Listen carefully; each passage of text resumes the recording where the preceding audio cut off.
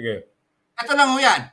Kung nakinig po si Coach Chot Reyes sa mga sinasabi namin dito sa Spin POV, no, imbis na nagtatatawag ho siya kay Homer at nagsasabi, unfair naman yung Spin.ph, sinasabi nila na karaming kami.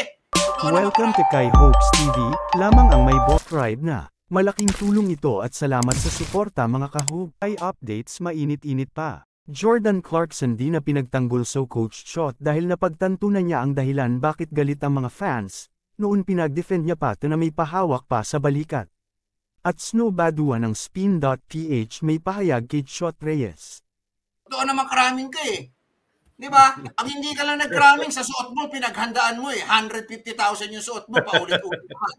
Di ba? So ito ho huwag ka magreklamo kasi sa totoo lang, yung mga pinoint out namin sa'yo na si Pugoy, hindi pang FIBA World, lumabas.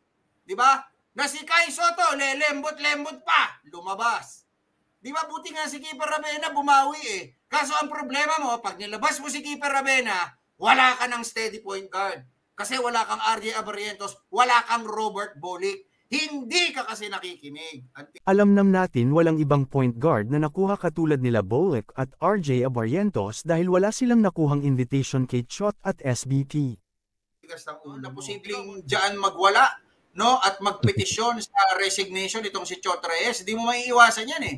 Kasi dito lang sa comment section, boss, nababasa mo na eh. Diba? How much more dyan pa sa venue at hindi na ho bago sa atin yan. Nangyari na ho yan last time. Diba? So, kasi sa totoo lang ho, iba yung galit ng mga Pilipino. Sabi ko nga ho sa inyo, basketball po ito. Di bali sana kung ibang sport lang. So yung passion ho ng mga Pilipino dito, hindi nyo ho talaga madi-discount yan. Matatandaan nating nag-boost nga ang crowd kay Chot dahil sa walang kwentang plays nito at rotation overall bad performance.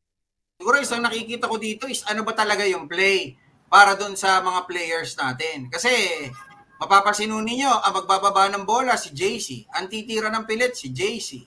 Di ba? Dapat gumagalaw yung bola natin eh. Yun nga yung pinag-usapan natin dati, Boss Dodo, with Coach Yeng Giao, yung 3 dribble rule. Dapat hanggang 3 lang, inililipat mo na yung bola sa mga bakante eh. Di ba? Kaya lang, anong nangyari, naging mere spectators yung mga 4 na kasama nitong si Jordan Clarkson. That brings us to this question. Dapat ba isang team player na katulad ni Justin Brownlee na lang ang kinuha natin who has been practicing with Gilas, no, for the past 8 months? O dapat yung NBA caliber pa rin talaga ang dinala natin? Di ba? Alam ba ninyo bakit tayo natalo? Dahil sa maraming turnovers dahil kay JC lang umiikot ang bola at pinagdebatihan rin kung si Justin Brownlee ang naglaro ay mananalo ba tayo dahil sanay na ito sa laruan ng Gilas.